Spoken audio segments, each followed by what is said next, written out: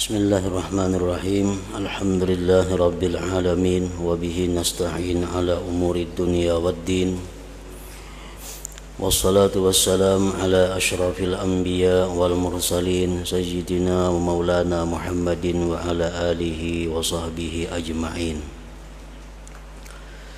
Qala al-musannif al-imam hujjatul Islam Abu Hamid Muhammad bin Muhammad al-Ghazali rahimahullah wa nafa'ana bi'ulumih wa mahman kasaba ba'du syamsi faqad jaratil 'adatu bi ayyuda'a tishtuma'in hatta turas syamsu fihi wa yumkinan nadharu ilaiha fayakunul ma'u wasitatan yaghuddu qalilan min nuris syamsi hatta yutaqan nadharu ilaiha. Fakadzalikal af'alu wasitatan nusyahidu biha sifatil fa'il wala nabharu bi anwariz zat ba'da an taba'adna anha biwasitatil af'al. Fahadha sirru qawlihi sallallahu alaihi wasallam tafakkaru bi khalqillah wala tatafakkaru bi dzatillahi ta'ala. Bayanu kaifiyati tafakkuri bi khalqillahi ta'ala.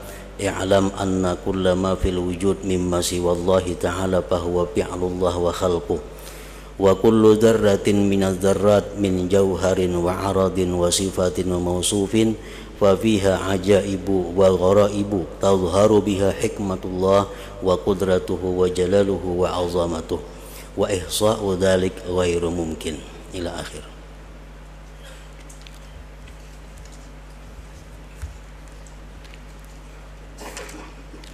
Makna kalamul Imam Al-Ghazali rahimahullah wa nafa'ana bi'ulumi. Dan manakala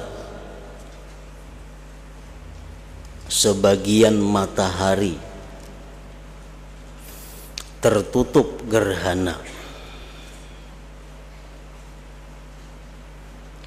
maka adat kebiasaan telah berlaku dengan meletakkan wadah cuci tangan yang di dalamnya ada air, sehingga matahari dapat dilihat di dalamnya dan bisa memandang kepada matahari. Maka air itu menjadi perantara yang mengurangi sedikit dari cahaya matahari sehingga mampu memandang kepadanya. Maka kebiasaan apabila terjadi gerhana matahari, nah apabila kita hendak melihat matahari di waktu inya gerhana dan sampai terbuka kembali dari gerhana itu, maka biasanya kita mengambil wadah yang berisi air.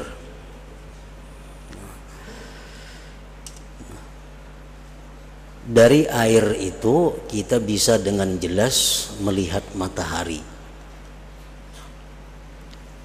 karena dengan perantaraan air itu. Kalau kita langsung melihat mataharinya, itu membahayakan mata kita. Begitu inya gerhana terbuka kembali, maka matahari akan bercahaya dengan sangat terang. Nah kalau kita melihat itu membahayakan mata. Nah supaya kau melihat matahari itu, nah orang dahulu mengakalani, memikirkan diandaklah gayung. Di gayung itu ada banyu. Nah sehingga matahari itu kelihatan di dalam gayung dengan jelas. Kawa kita melihat matahari tapi melalui perantara air nang di dalam wadah tadi.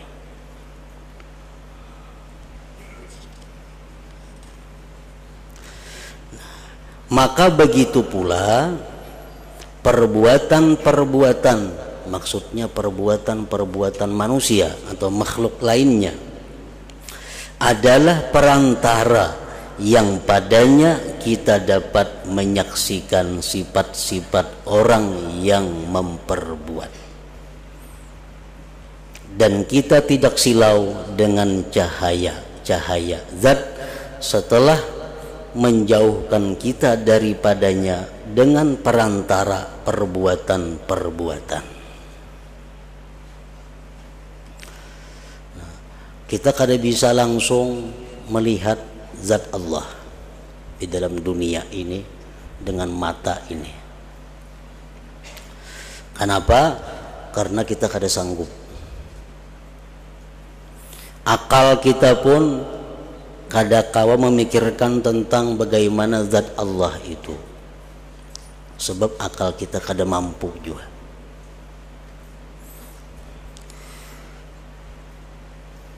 Nah, bagaimana caranya supaya kita ini bisa melihat, menyaksikan sifat-sifat Allah?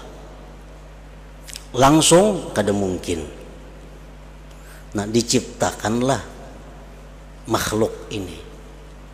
Yang dari makhluk itu kita bisa menyaksikan perbuatan Allah.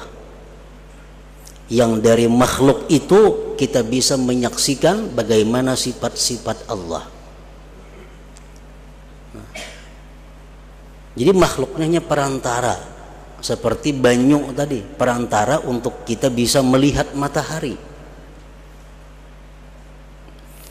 Allah Subhanahu wa ta'ala bersifat sombong.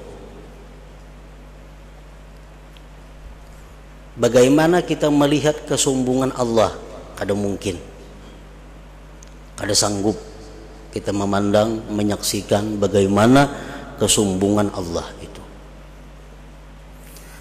Nah, kalau kita hendak melihat kesombongan Allah melalui perantara, perantaranya apa? Lihati manusia yang sombong.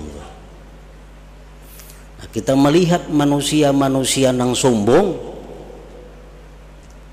Nah, itulah kesombongan Allah. Bahkan yang ada pada perbuatan sombong manusia itu hanya sebagian kecil daripada kesombongan Allah. Nah, dengan adanya manusia yang sombong itu, kita bisa menyaksikan bagaimana besarnya kesombongan Allah Subhanahu wa ta'ala itu. Nah, jadi bila kita melihat orang-orang yang sombong, kita disuruh ingat, macam itu kesombongan Allah Subhanahu wa ta'ala. Kita bisa menyaksikan kesombongan Allah, tapi lihat lewat manusia ini. Bagaimana kita hendak menyaksikan kasih sayang Allah? Allah Maha Penyayang. Kada akan bisa kita melihat kasih sayangnya Allah, karena mata kita kada mampu, akal kita kada mampu untuk menyaksikan kasih sayang Allah. Nah, tapi kita bisa melihat kasih sayang Allah itu lewat perantara. Kita lihat seorang ibu begitu sayang kepada anaknya. Macam apa sayangnya mama lawan anak itu. Nah, dengan itu kita melihat bahwa macam itulah kasih sayang Allah kepada makhluknya. Bahkan apa yang ditunjukkan, yang diberikan ibu kasih sayang itu kepada seorang anak, masih kada papanya dibanding kasih sayang Allah kepada makhluknya itu. Nah, sama ibaratnya matahari yang di banyu itu dibanding lawan matahari yang sebujurnya macam apa? Jauh cahayanya. Tapi dengan perantara banyu kita bisa menyaksikan bagaimana matahari itu. Nah, dengan kita melihat kasih sayang manusia dengan manusia yang lain, kita melihat macam itu kasih sayang daripada Allah Subhanahu wa ta'ala. Kita melihat manusia-manusia yang sombong, kita ingat macam itulah kesombongannya Allah Subhanahu wa ta'ala. Hidayah Allah, kawalah kita melihat hidayah Allah kada kawa. Petunjuk Allah kita kada kawa melihat. Tapi dengan perantara manusia, kita melihat manusia yang taat kepada Allah, manusia yang menjunjung perintah Allah, manusia yang menjauhi larangan Allah. Nah, di situ kita bisa melihat hidayah Allah. Kita lihat orang-orang yang taat kepada Allah, kita lihat di situ hidayah Allah. Oh, itu orang yang dapat hidayah Allah. Sembahyang orangnya, menuntut ilmu orangnya, takwa kepada Allah. Itu perantara kita untuk menyaksikan bagaimana hidayah petunjuk Allah Subhanahu wa taala. Jadi kita melihat orang yang takwa, di situ kita ingat kepada hidayah Allah Subhanahu wa taala yang diberikan kepada orang itu. Nah, kemudian bagaimana kita bisa melihat laknat Allah, kutukan Allah? Langsung kita melihat kada bisa. Mata, hati, mata, akal kada akan mampu. Tapi kita lihat orang-orang yang berbuat maksiat kepada Allah. Nah, itu contoh kutukan Allah. Orang-orang yang zalim itu orang-orang yang dikutuk Allah. Orang-orang yang melakukan riba itu lihatlah orang-orang yang dikutuk Allah. Orang-orang yang minum arak itu orang yang dikutuk Allah. Jadi kutukan Allah itu bukan berarti orang ini melarat, bukan berarti orang ini sakit, bukan berarti orang ini kecelakaan. Itu bukan kutukan.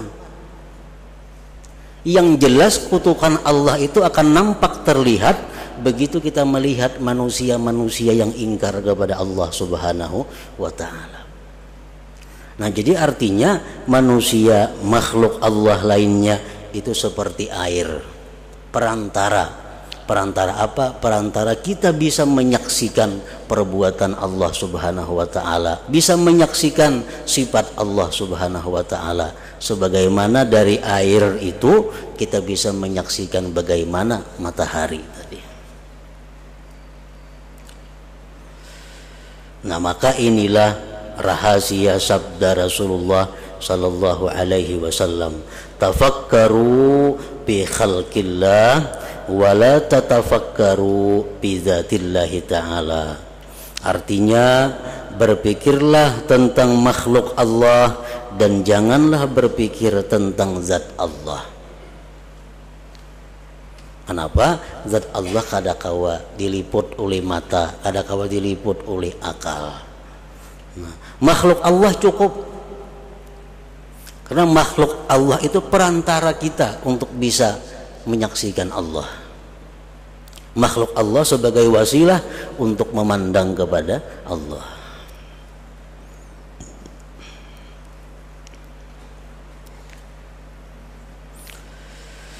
Nah, penjelasan cara tafakkur tentang makhluk Allah Ta'ala.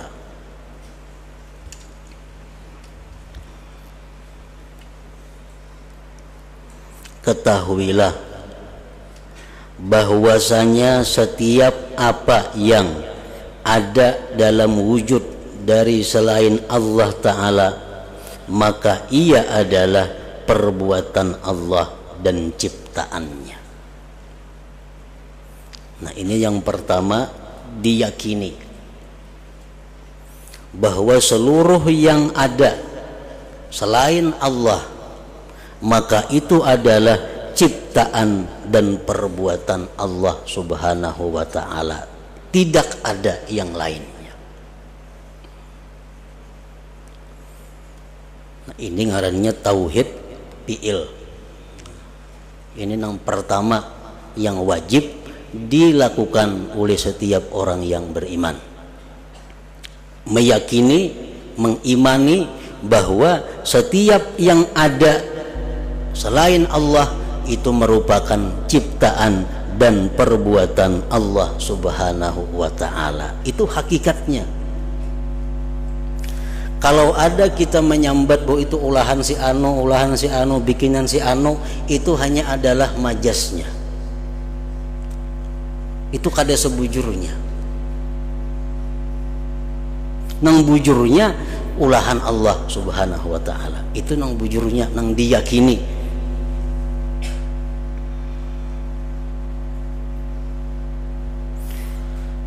Nah, jadi termasuk iman, ciptaan Allah Subhanahu wa taala. Maksiat ciptaan Allah Subhanahu wa taala. Kafir ciptaan Allah Subhanahu wa taala. Taat ciptaan Allah Subhanahu wa taala. Pokoknya apapun yang ada selain dari Allah itu ciptaan Allah.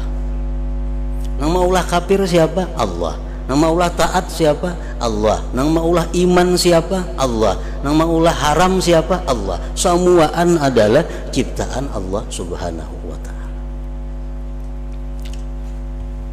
Nah, itu hakikat tauhid fi'il. Ini tauhid yang paling rendah, yang wajib setiap orang beriman meyakininya.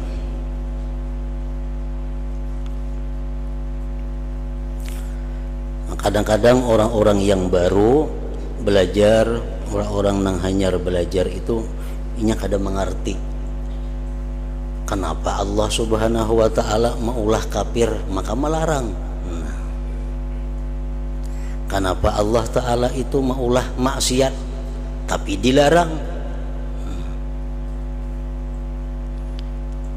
Kenapa Allah Subhanahu wa taala menghendaki perbuatan maksiat maka dilarangnya berbuat maksiat tapi dikehendaki.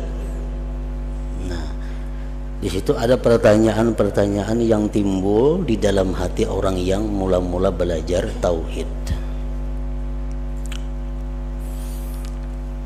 Nah, dalam beberapa kali kita menjelaskan untuk mempaham itu bahwa antara perintah Allah dan kehendak Allah itu kada selalu sama.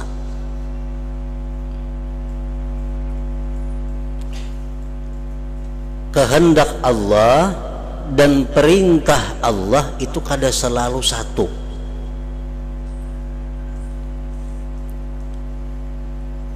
Nah, artinya Allah bisa menghendaki tapi kada menyuruh. Allah bisa menyuruh tapi kada menghendaki. Bukan setiap yang dikehendaki Allah diperintahkan Allah, kada. Sebaliknya pun kada juga. Nah, jadi ujar ulama tauhid mengatakan Allah itu terkadang menyuruh dan menghendaki. Allah bisa menyuruh kita dan menghendaki kita. Contohnya kaimanil malaikat wal anbiya wal mu'minin, seperti imannya malaikat, nabi-nabi dan orang beriman. Nah, malaikat itu contoh orang yang dikehendaki Allah beriman dan disuruh Allah beriman. Itu malaikat contohnya. Nabi-nabi contohnya, orang-orang beriman contohnya. Dikehendaki Allah mereka itu beriman dan disuruh.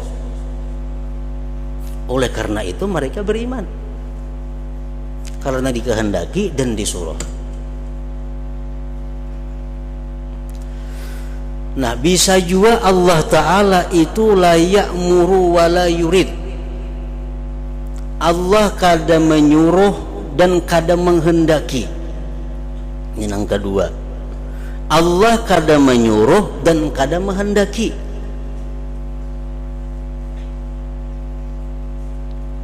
Seperti al-kufri bihaqqihim, seperti kafirnya malaikat, nabi-nabi dan orang beriman. Malaikat itu adalah nang kafir kadada. Nabi-nabi adalah nang kafir kadada. Kenapa? Allah kada menghendaki mereka itu kafir dan kada menyuruh kafir. Allah menghendaki kafir kada, lawan malaikat itu menyuruh pun kada.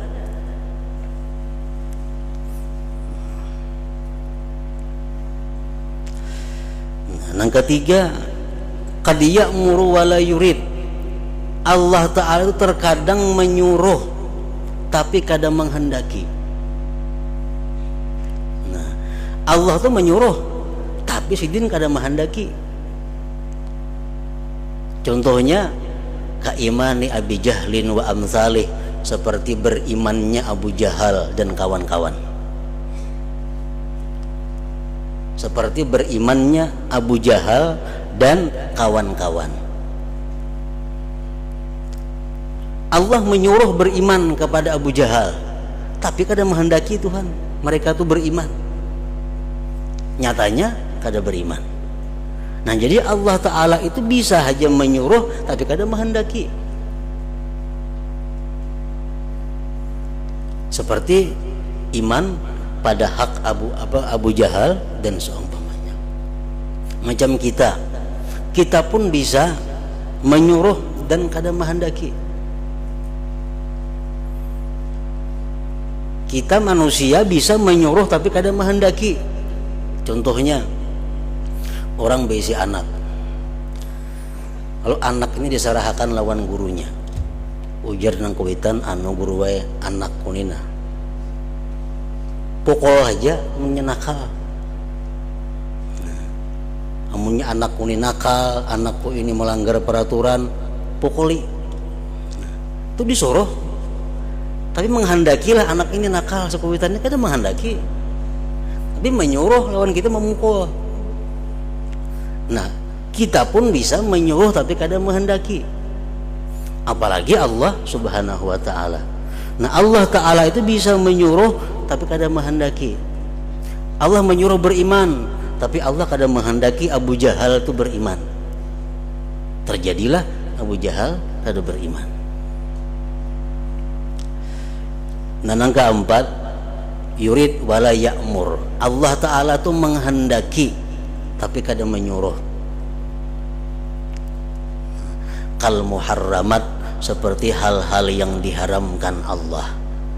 Riba, zina, minum arak, judi dan sebagainya.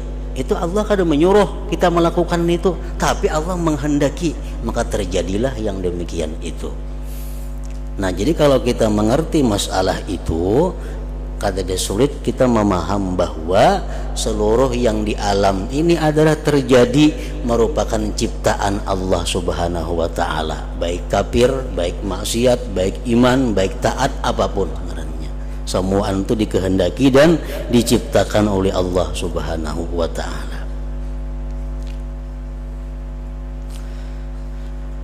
Ketahuilah bahwasanya setiap apa yang ada dalam wujud dari selain Allah Ta'ala, maka ia adalah perbuatan Allah dan ciptaannya.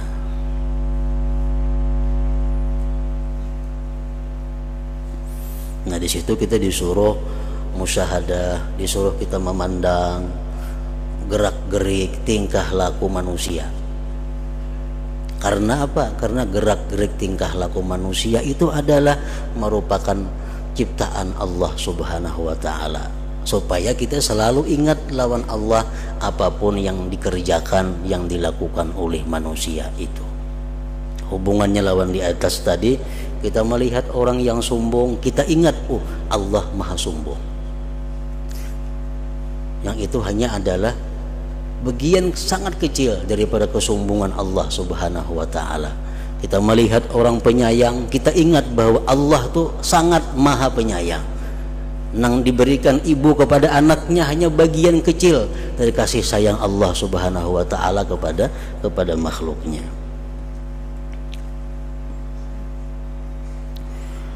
Dan setiap atom dari atom-atom, benda yang paling halus, zarrah, dan jauhar, benda, arat, sifat dan yang disifati, maka padanya ada keajaiban-keajaiban dan keganjilan-keganjilan yang dengannya tampak hikmah Allah, kudratnya, keagungannya dan kebesarannya. Ciptaan Allah tadi, apapun yang diciptakan Allah itu di dalamnya ada keajaiban. Di dalamnya ada keganjilan-keganjilan. Di dalamnya ada hikmah-hikmah Allah. Dalamnya itu ada menunjukkan tentang keagungan dan kebesaran Allah Subhanahu wa Ta'ala.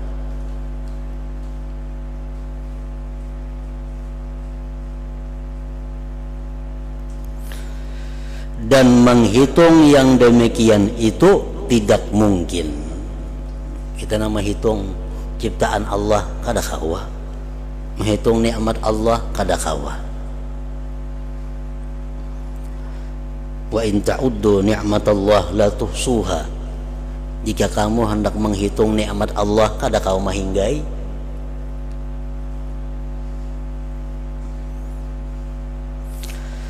Karena jikalau air laut itu menjadi tinta bagi yang demikian, niscaya air laut habis sebelum habis 1/10 dari 1/10 yang demikian. Lau kana al-bahru midadan li kalimati rabbi lanafidal bahru qabla an tanfada kalimatu rabbi walau ji'na bimithlihi madada. Suratul Kahfi. Jikalau air laut itu diulah tinta untuk menulis nikmat Allah, ciptaan Allah, habis laut kada cukup, belum habis lagi nang ditulis, tambah lagi laut macam itu banyaknya, masih kada cukup. Walau ji'na bimithlihi madada. Tetapi kami, ujar Imam Ghazali, mengisyaratkan kepada sejumlah daripadanya agar demikian itu menjadi contoh bagi yang lainnya. Maka kami berkata, segala yang ada yang diciptakan itu terbagi kepada apa yang tidak diketahui asalnya. Ciptaan Allah nih ada nang kita kada tahu asal usulnya. Maka kita tidak mungkin berpikir padanya. Itu kada kawa kita tafakur karena kita kada tahu asal usulnya. Dan banyak sekali segala yang ada yang tidak kita ketahui. Banyak yang kita kada ketahui. Sebagaimana Allah Ta'ala berfirman, wa yakhluqu ma la ta'lamun, artinya dan Allah menciptakan apa yang kamu tidak mengetahuinya.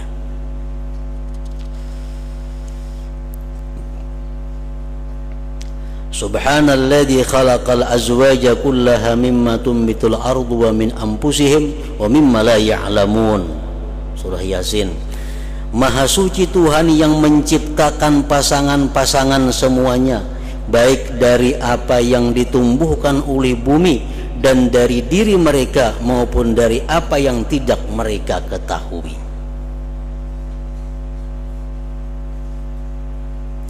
Dan Allah Ta'ala berfirman pulang, wa nunsyi'akum fima la ta'lamun, artinya dan kami menciptakanmu kelak di akhirat dalam keadaan yang tidak kamu ketahui. Nah, jadi ciptaan Allah ini ada nang kita kada ketahui, dan itu kada kawa ditafakkurkan karena kita kada tahu. Kayak apa nak memikirkan kada kawa. Dan ciptaan Allah tadi kepada apa yang diketahui asalnya dan jumlahnya dan tidak diketahui perinciannya. Ada ciptaan Allah itu yang diketahui asalnya, diketahui jumlahnya, tapi kada diketahui perinciannya. Nah, maka mungkin kita berpikir tentang perinciannya. Itu kawa tafakur di situ.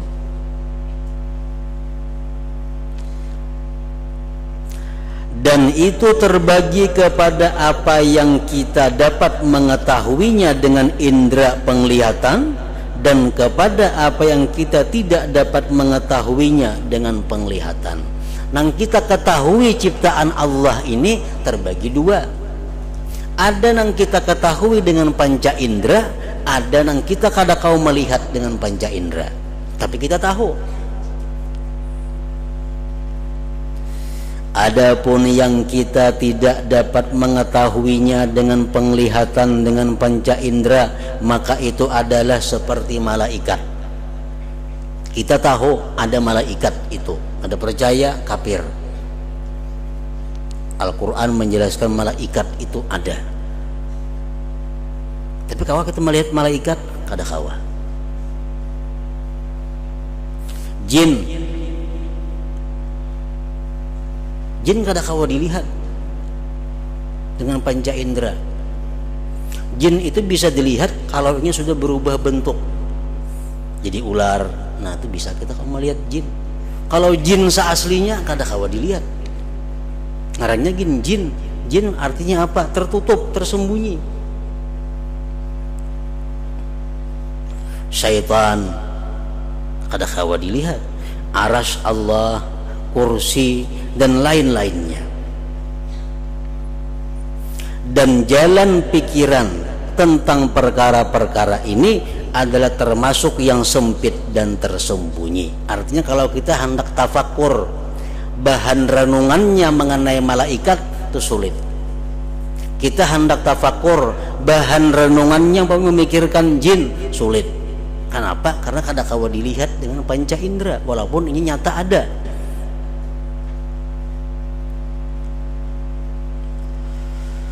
Nah, maka hendaklah kita berpaling kepada yang lebih dekat kepada pahaman, yaitu segala yang dapat ditangkap dengan indera penglihatan.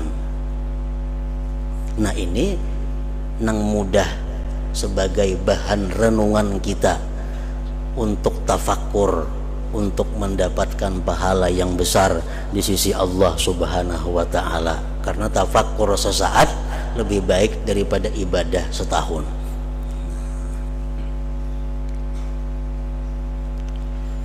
Batu, nah itu kan kawa dipandang dengan mata. Batu kawa dijadikan bahan untuk tafakur. Pohon kawa dijadikan bahan untuk tafakur. Kenapa? Karena itu kelihatan dengan mata. Dan demikian itu adalah langit-langit yang 7. Langit-langit yang 7 itu kita kalau melihat. Bumi dan yang ada di antara keduanya.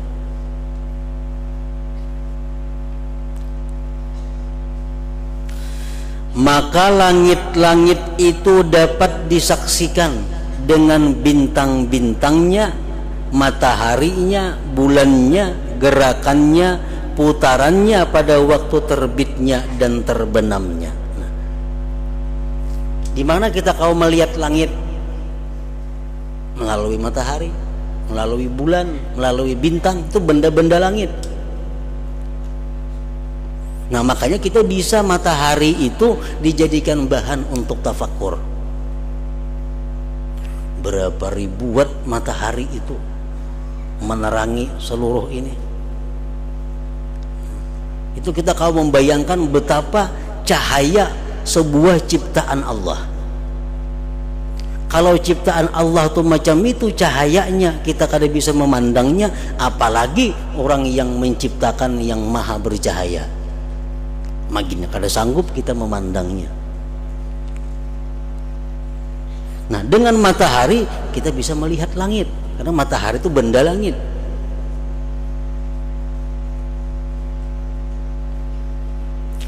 Dan bumi itu dapat disaksikan dengan apa yang ada di dalamnya. Minyak, batu bara, intan permata, itu kan dari bumi. Dan gunung-gunungnya, tambang-tambangnya, sungai-sungainya, lautannya, binatangnya, atau tumbuh-tumbuhannya. Nah, itu kawa disaksikan dengan mata kepala. Artinya kalau kita hendak tafakur, mudah itu. Dan apa yang ada di antara keduanya, yaitu udara, dapat diketahui dengan mendung-mendungnya, hujan-hujannya, panas dinginnya. Kau mengetahui bahwa udara itu ada. Petirnya, kilatnya, halilintarnya, awannya, dan angin-anginnya yang bertiup dengan keras. Nah, itu adalah tafakur. Kita melihat atau mendengar bagaimana angin menerabangkan sebuah rumah umpamanya. Nah, itu kalau kita tafakurkan hanya sedikit, sangat sedikit dibanding dengan angin yang masih tersimpan di dalam sanggakalanya Israfil itu. Ada papanya itu. Kalau Israfil itu meniup sangggakala, kayak apa angin dahsyatnya, kada kalau diukur lagi lawan ukuran, habis ukuran kada mampu mengukur daripada kencangnya angin. Ini kan masih kalau diukur angin sekian kilometer per jam kecepatannya, angin sekian mil kecepatannya. Ini masih kada papanya dengan angin yang belum ditiupakan oleh sangggakala itu. Nah, maka inilah jenis-jenis yang dapat disaksikan dari langit-langit, bumi, dan apa yang diantara keduanya. Dan setiap jenis daripadanya itu terbagi kepada macam-macam, dan setiap macam-macam itu terbagi kepada bagian-bagian, dan setiap bagian itu bercabang-cabang kepada kelompok-kelompok. Maka tidak ada penghabisan bagi bercabang-cabang yang demikian, dan yang terbaginya pada perbedaan sifat-sifatnya, bentuk-bentuknya, dan arti-artinya. Angin hanya berpuluh macam ngarannya. Ada angin itu, ada angin ini, macam-macam jenis angin, yang zahir dan yang batin. Maka semua yang demikian itu adalah jalan pikiran. Arti jalan pikiran apa? Bahan renungan.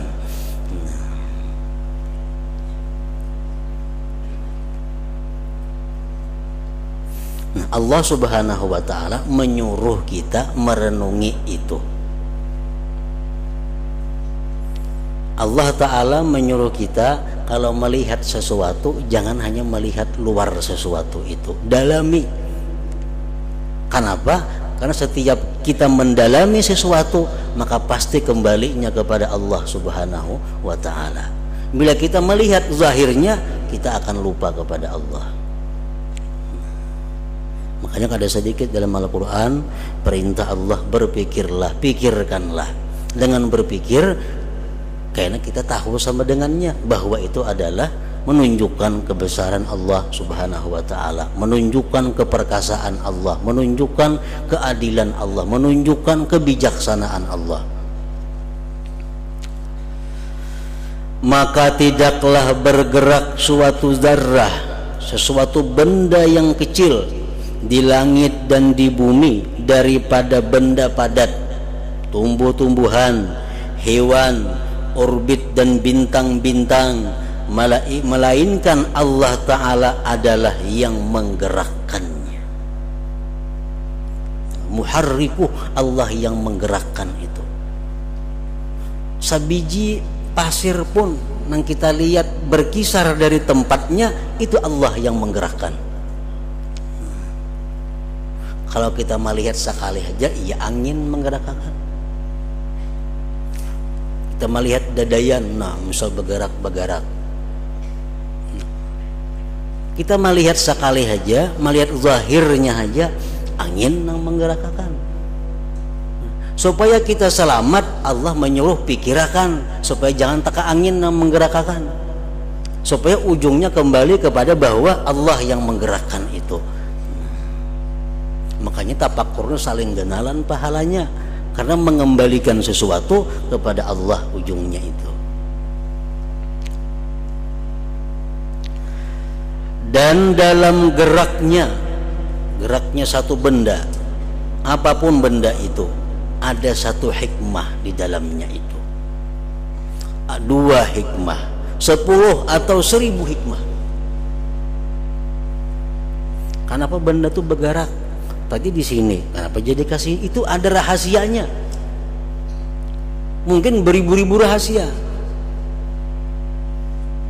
Nah, siapa yang diberitahu rahasianya itu oleh Allah, itulah orang yang diberi Allah kebaikan yang banyak. Al-Quran mengatakan, wa may yu'tal hikmah faqad utiya khairan katsira. Nah, siapa yang diberitahu Allah tentang rahasia sesuatu, maka dialah yang diberikan Allah kebaikan yang banyak itu. Orang dapat menganalisa kejadian sehingga dapat mengambil rahasianya, dapat mengambil hikmahnya. Ini orang yang diberikan Allah kebaikan yang banyak.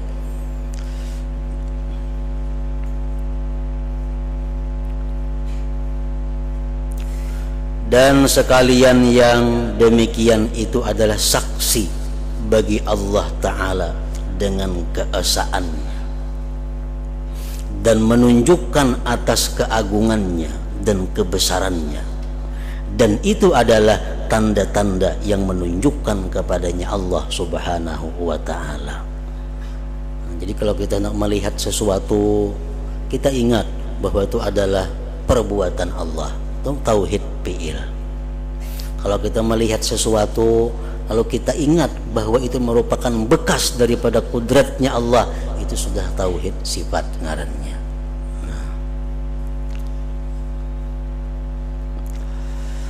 Al-Quran telah datang dengan menganjurkan kepada tafakkur tentang tanda-tanda ini, sebagaimana Allah Ta'ala berfirman, inna fi khalqis samawati wal ard wa ikhtilafil laili wan nahar la ayatin li ulil albab. Artinya, sesungguhnya dalam penciptaan langit dan bumi dan silih bergantinya malam dan siang terdapat tanda-tanda bagi orang yang berakal. Tanda-tanda apa? Tanda-tanda yang menunjukkan keesaan Allah, menunjukkan kebesaran Allah, menunjukkan kuasanya Allah Subhanahu wa Ta'ala. Tapi nang kau memikirkan itu liulil albab, orang nang berisi akal.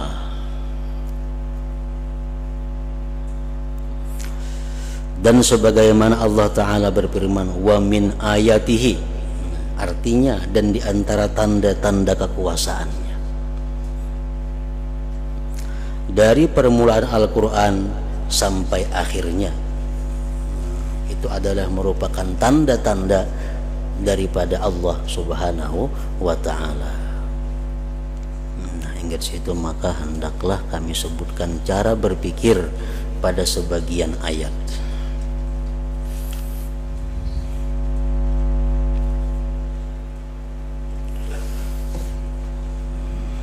Diberitahukan kepada para jamaah sekalian bahwa Kamis yang akan datang kita perai.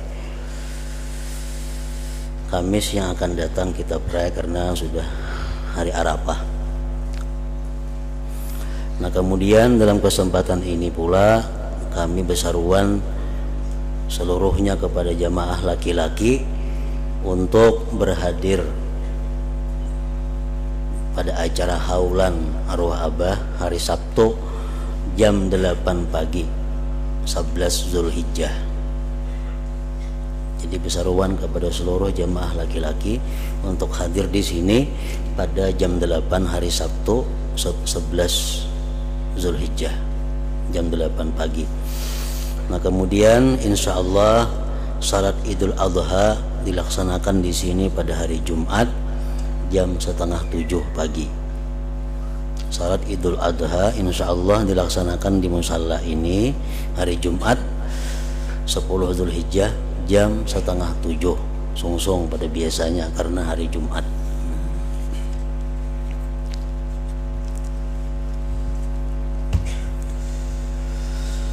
Abdul Dzikri fa'alam annahu la ilaha illallah Muhammadur Rasulullah, la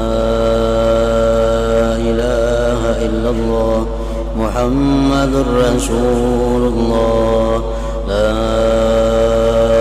ilaha illallah Muhammadur Rasulullah, la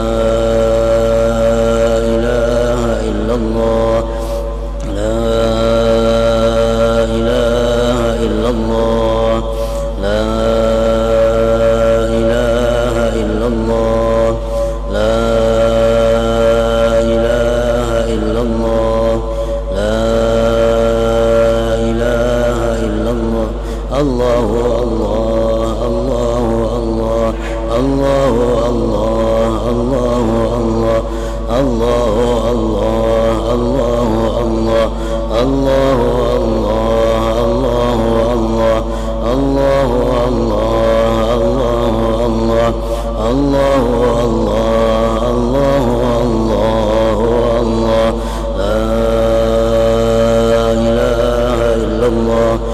محمد رسول الله لا إله إلا الله محمد رسول الله لا إله إلا الله محمد رسول الله لا إله إلا الله الفاتحة.